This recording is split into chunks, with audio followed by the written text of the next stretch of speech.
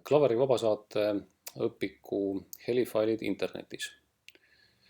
Selleks, et neid siis saab kuulata, on vaja minna leheküljele, mis on kirjas siis selle õpiku esikaane siseküljel. Ja ma kirjutan ka siia selle aadressi, see on siis vkheli.vka.ee.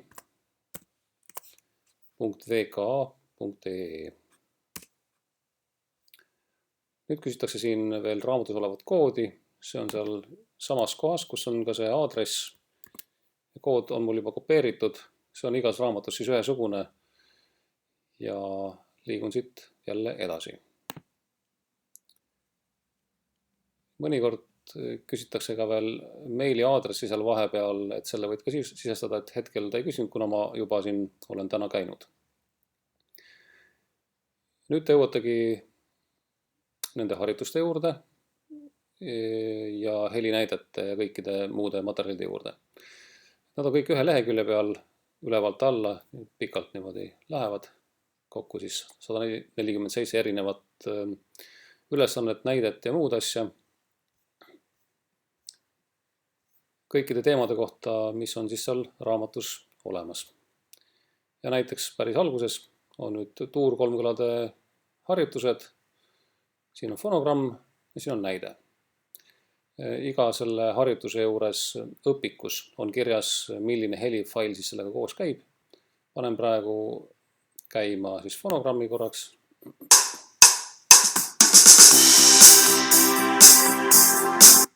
Nii edasi. Ja kui keegi tahab veel kuulata, mismoodi seda võiks mängida, siin on üks helinäide.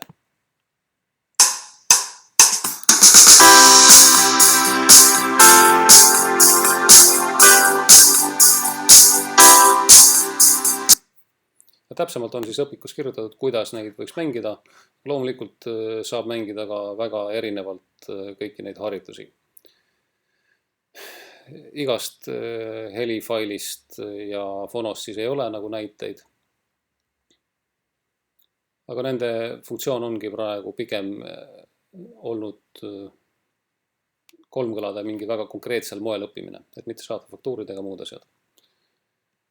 See oli siis tuur-kolmkõlade kohta, nüüd on moll-kolmkõlade harjutused. Näiteid ei ole. Siis on nüüd akordi järgmised tuurhelistikes, jällegi siin on näited, siin on fonod. Ja siin on ka taga kirjas, et mis helistikus mingisugune näide siin parasjagu on. Sama mollhelistikes. Dominus septakord. Transponeerimine. Saata faktuurid. Siin on siis fonogrammid. Ja lähevad edasi saata faktuurid.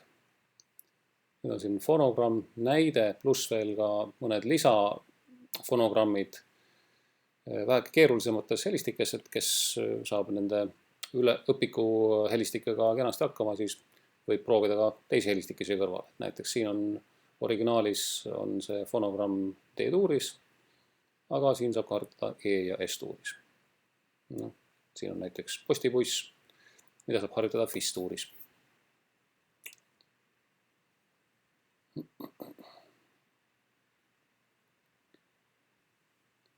Nii edasi lähevad, siin on stiilipõhised saatefaktuurid.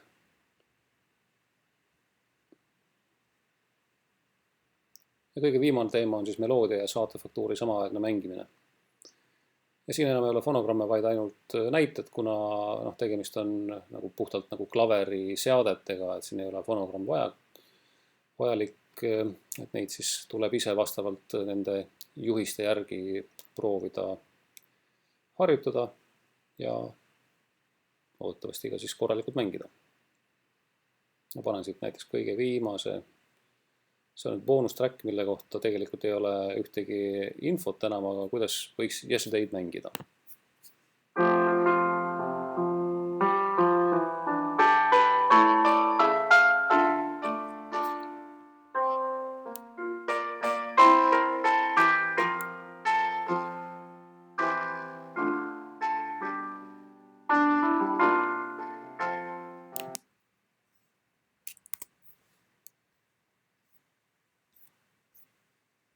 Ja ega muud ei olegi.